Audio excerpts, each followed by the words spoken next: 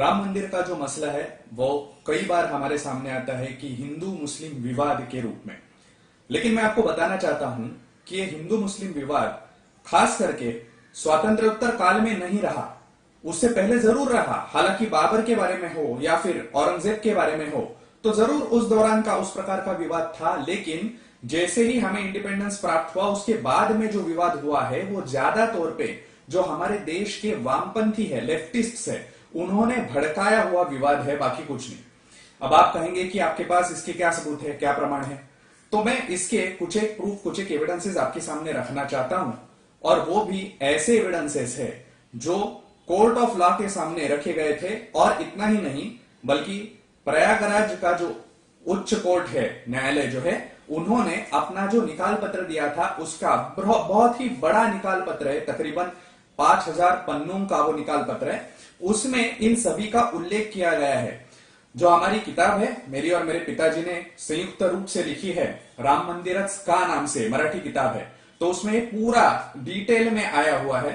मैं आपके सामने उसमें से कोई चीजें रखना चाहता हूं। अब जैसे कि ये सभी चीजें कोर्ट के सामने चली गई तो कोर्ट ने कहा कि दोनों ही जो पक्ष है, मंदिर पक्ष हो या मस्जिद पक्ष हो, दोनों ने ही अपनी अपनी जो विशेषज्ञों की कमिटी है उनसे वो ओपिनियन ले सकते हैं और कोर्ट के सामने उसका इस्तेमाल किया जा सकता है। तो उस हिसाब से दोनों ही लोगों ने अपने अपने विशेषज्ञों को बुलाया।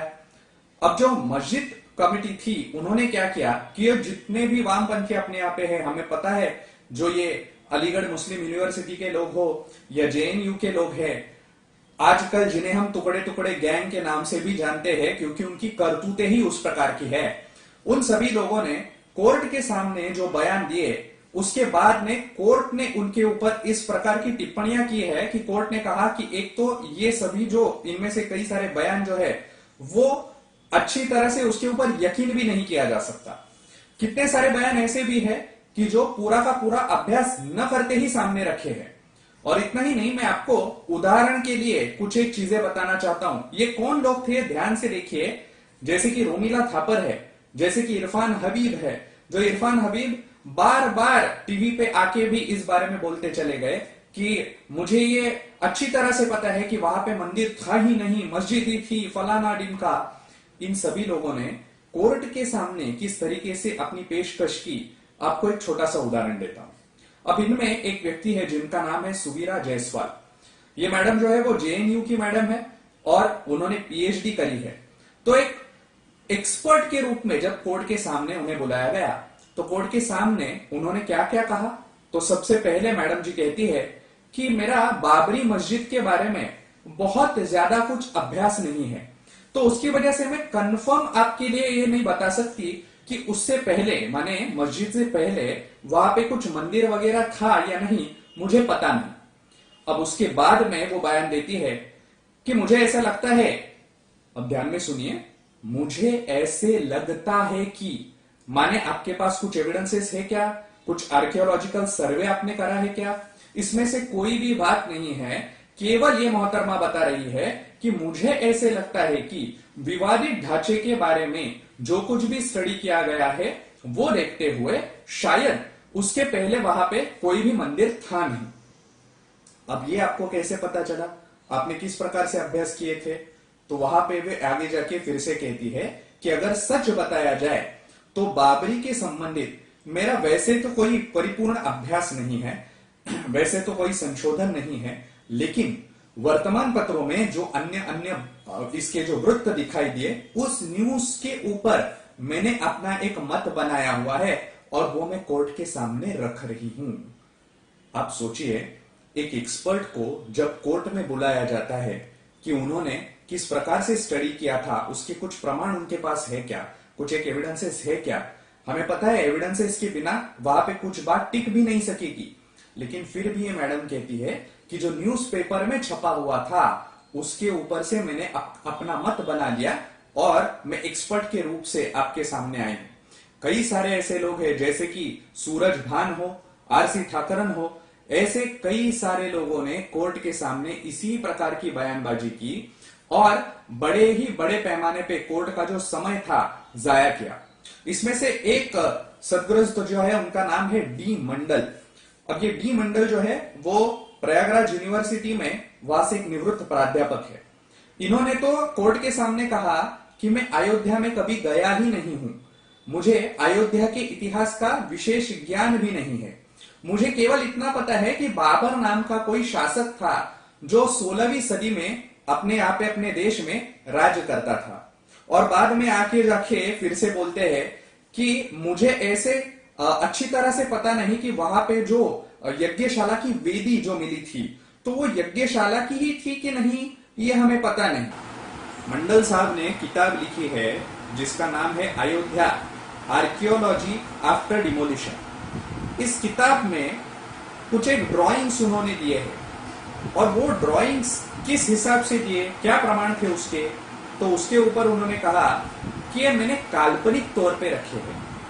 वाह भाई वाह, आप आर्कियोलॉजी के ऊपर किताब लिख रहे हैं और काल्पनिक ड्राइंग्स उसके अंदर डाल रहे हैं।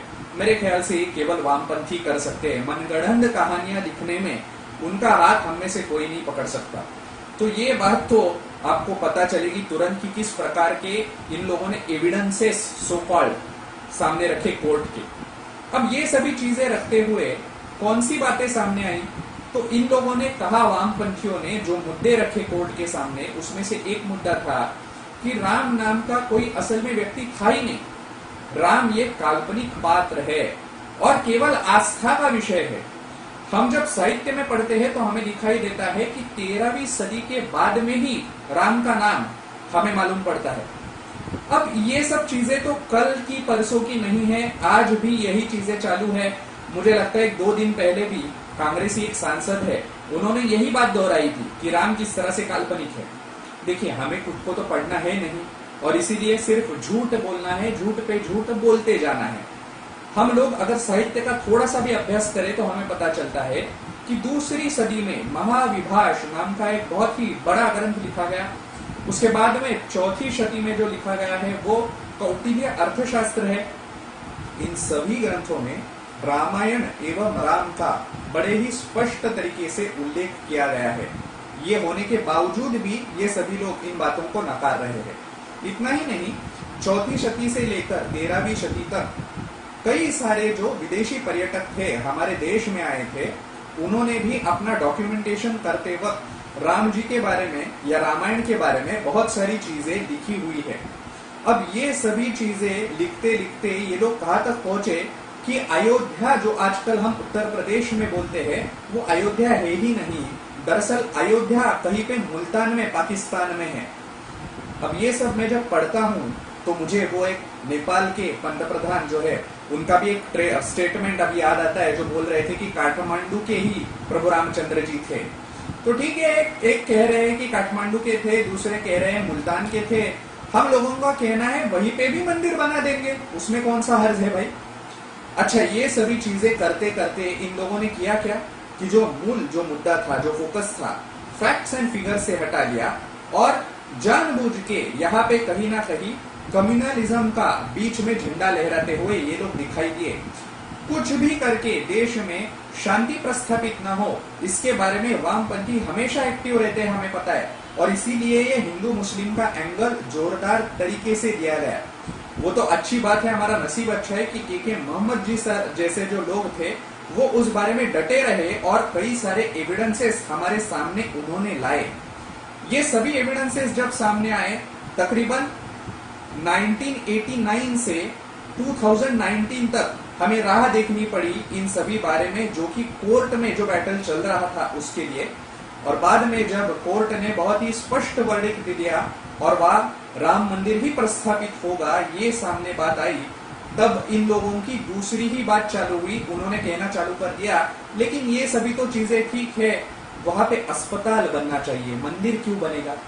अब देखिए, सुनने में बहुत अच्छा लगता है, मैं खुद डॉक्टर हूँ, अस्पताल कहीं पे भी बने अच्छी बात है, उसमें से बुरा लगने वाली कौन सी बात है। लेकिन आप ये जो लॉजिक रख रहे हैं हमारे सामने अयोध्या में अस्पताल बनाने के लिए, क्या वही लॉजिक आप मक्का के लिए भी रखेंगे क्या, जेरूसलम के लिए भी रखेंगे क्या, या फिर वेटिकन के लिए भी रखेंगे क्या।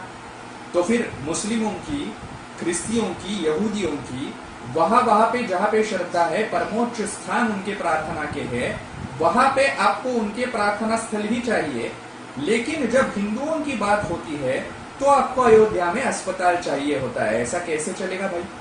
मेरा स्पष्ट रूप से ये कहना है कि पूरी तरह से तथ्यों पे आधारित जो सामने चीज आई है, ये हमारी जो पीढ़ी है बहुत ही भाग्यशाली है कि 5 अगस्त को जो शिलान्यास होगा बड़े ही धूमधाम से मनाने की जरूरत है। भले ही कोविड की वजह से हम लोग घर में ही इसे अच्छी तरह से सेलिब्रेट कर सकते हैं, बाहर नहीं जा सकते, लेकिन फिर भी ये बहुत ही आनंददायी क्षण है।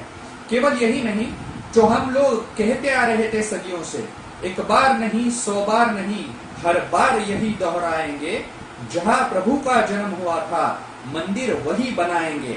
ये आस्था थी हमारी, ये विश्वास था और सत्य पे आधारित था। वामपंथियों के जो ये सभी के सभी एफर्ट्स थे वो पूरी तरह से पानी में चले गए हैं। और मुझे लगता है कि सत्यमेव जयते जो हमारा मोटो है हमारी न्याय व्यवस्था का, वो प्रत्यक्ष रूप में आ रहा है। प्रभु रामचंद्र जी के चरणों में मेरा शत शत नमन। धन्यवाद।